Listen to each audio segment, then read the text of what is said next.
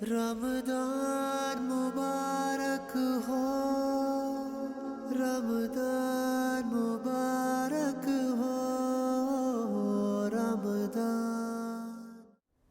بسم اللہ الرحمن الرحیم۔ ناظرین سلام علیکم، میں ہوں شادہ احمدی۔ ناظرین، ماہ رمضان کو پروردگار عالم نے اپنے آپ سے نسبت دے کر یہ بتایا ہے کہ رمضان المبارک میرا مہینہ ہے۔ یہ سچ ہے کہ ہر چیز خدا ہی کی ہے، پوری کائنات خدا کی ہے، زمین و آسمان خدا کے ہیں، لیکن اگر ہمارا رب کسی مہینے کی طرف یہ اشارہ کر رہا ہے کہ یہ میرا مہینہ ہے، تو اس کا مطلب یہ ہے کہ اس کے اندر کچھ نہ کچھ خاصیت تو موجود ہے، کچھ اہمیت تو ضرور ہے۔ لہٰذا ہمیں غور و فکر کرنے کی ضرورت ہے کہ جب یہ خاص مہینہ ہے تو پھر ہمیں بھی اس عظیم مہینے کو اس انداز سے گزارنا ہے کہ ہم اللہ کے قریب ہو کر اس کی خوشنودی حاصل کر سکیں۔ جیسا کہ پچھلے ایپیسوڈ میں ہم نے اس موضوع کے سلسلے سے جو گفتگو کی تھی کہ کس طرح سے ہم ماہ مبارک رمضان کو گزاریں، یعنی جو حرام کام، جو گناہ پروردگار عالم نے کرنے سے ہمیں منع فرمایا ہے، ہم اس سے دور رہیں اور اپنا جائزہ لیں کہ ہم صحیح راستے پر کتنا چل رہے ہیں۔ ماہ رمضان کو صحیح طریقے سے گزارنے کا طریقہ یہ ہے کہ اس مہینے اللہ نے ہم پر جو واجب کام فرض کیا ہے وہ ہے روزہ، یعنی ہم سب کو اس مہینے میں پورے خلوص کے ساتھ روزے رکھنے چاہیے۔ ماہ رمضان ہمیں بغیر روزے کے نہیں گزارنا ہے۔ اگر ہم صحیح معنوں میں ماہ رمضان کی روح حاصل کرنا چاہتے ہیں اور جس طرح سے اللہ یہ چاہتا ہے کہ ہم اس عظیم مہینے کو اس طرح گزاریں، تو ہمیں روزہ رکھنا چاہیے۔ بغیر روزہ رکھ کر ہم اللہ کے چاہے کتنے نیک کام کر لیں، عبادتیں انجام دے دیں اور یہ سوچیں کہ ضروری تھوڑی ہے کہ روزہ رکھا جائے، ہم اور بھی تو نیک کام کر رہے ہیں، ثواب تو مل ہی جائے گا۔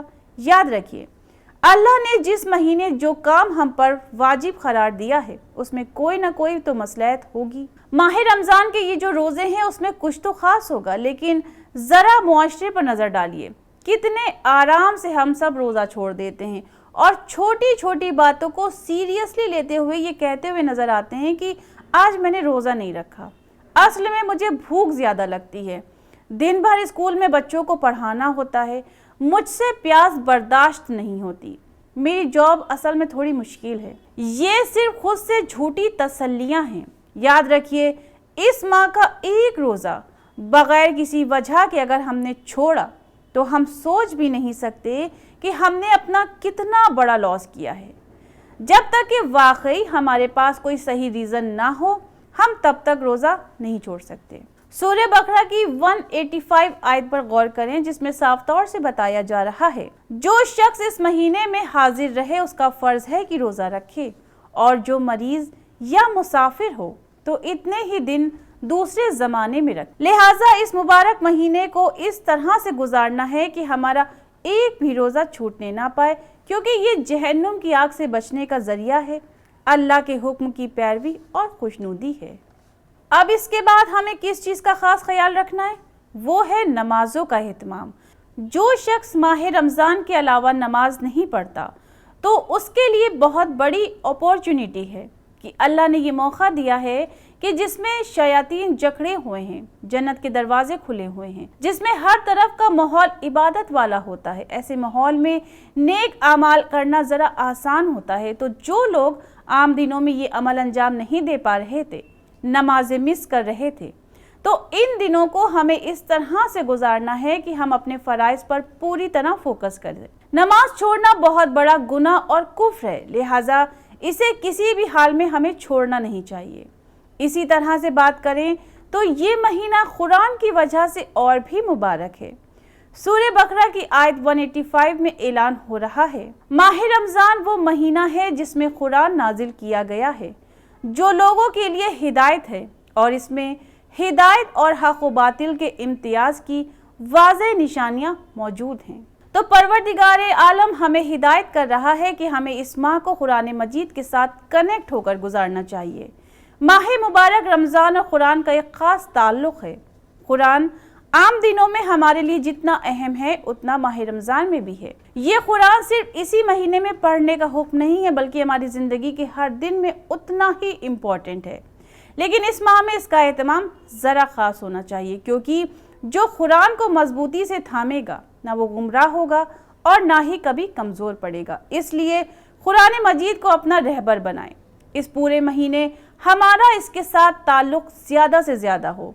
कुरान मजीद को समझकर हम जितनी भी आयतें पढ़ें वो हम तर्जुमे के साथ समझकर पढ़ें और ख़ुद से अहद करें कि माह रमज़ान के ख़त्म होने के बाद भी हमारा ताल्लुक़ इसके साथ ऐसा ही बना रहेगा। इसके अलावा हमें माह रमज़ान को इस तरह से गुजारना है कि कहीं अगर हमारा जहन गुनाह करने पर आमादा हो रहा हो तो हमारे अंदर ये खौफ आ जाए कि नहीं, हमें अल्लाह देख रहा है। याद रखिए, हम जितनी चाहे इबादतें कर लें लेकिन ख़ुद को गुनाहों से नहीं बचा पा रहे हैं तो सब बेकार है। हम कितने नमाजी, तिलावत कुरान और नेक काम करने वाले हों, लेकिन फ़र्ज़ कीजिए हम अपनी आँख की हिफाजत नहीं कर पा रहे हैं और हम गलत होता हुआ देख रहे हैं। शैतान हमें ऐसा करने पर आमादा करता है ताकि हमने जो नेकियां की हैं वो सब रायगा चली जाएं। इसी तरह से अपने कानों से कोई गलत बात न सुने। कोई गीबत भी कर रहा हो तो उसे मना कीजिए कि ये गुनाह है। अपनी ज़बान से किसी के लिए गलत बात या कलमात ना जारी कीजिए। ये महीना इस अंदाज से गुजारना है कि हमसे किसी को तकलीफ़ न पहुँचे, हमारी ज़ात से किसी को परेशानी ना हो, हमें कहीं झूठ ना बोलना पड़े, हमसे किसी के लिए बेअदबी वाली बात ना निकले जिससे किसी की दिल आज़ारी हो। लिहाजा रमज़ानुल मुबारक हमसे ये तवक्को रखता है कि हम उसे इस अंदाज से गुजारें कि हमारे एक एक आज़ा अच्छे काम की तरफ आमादा हों। हम सदका करें और ज़्यादा से ज़्यादा तौबा करें। ये परवरदिगार का एहसान है कि उसने तौबा के दरवाजे हर वक्त खुले रखे हैं। तो जितने गुनाह हमसे हो गए हों उसके लिए तौबा करें और वादा करें कि जो गलतियां, जो गुनाह हमसे हुए हैं उसे माफ़ फरमा दे। इस महीने से हम अपनी एक नई ज़िंदगी का आगाज़ करें, वो अल्लाह की इताअत वाली हो, उसमें परवरदिगार की फरमाबरदारी वाले सारे काम हों, नाफरमानी से हम दूर रहें। ऐसी नीयत के साथ नई ज़िंदगी का आगाज़ करें। नाजरीन, हम सिर्फ़ और सिर्फ खुदा के बंदे हैं। कल जब हम उसकी बारगाह में हाजिर होंगे तो उस वक्त ना किसी की सिफारिश काम आएगी और ना ही किसी का साथ। जो चीज़ उस वक्त हमारे काम आने वाली है वो सिर्फ और सिर्फ हमारी खुलूस दिल और नियत के साथ की गई इबादतें हैं। लिहाजा हमें खुदा के हुक्म को मानते हुए वाजिबात को अदा करना चाहिए, हराम कामों से खुद को बचाना चाहिए और खुदा बंदे आलम नेक काम करने वालों को बहुत पसंद करता है।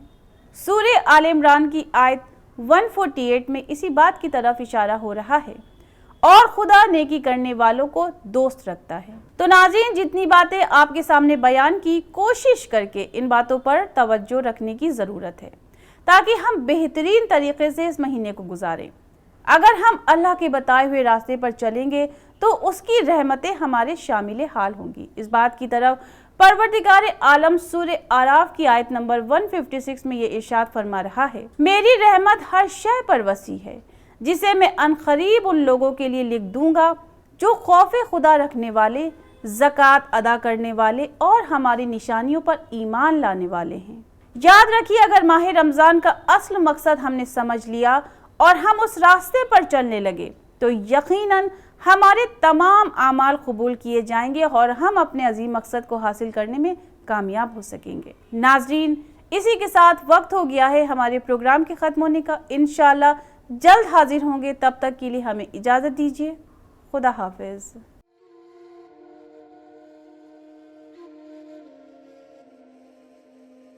रमज़ान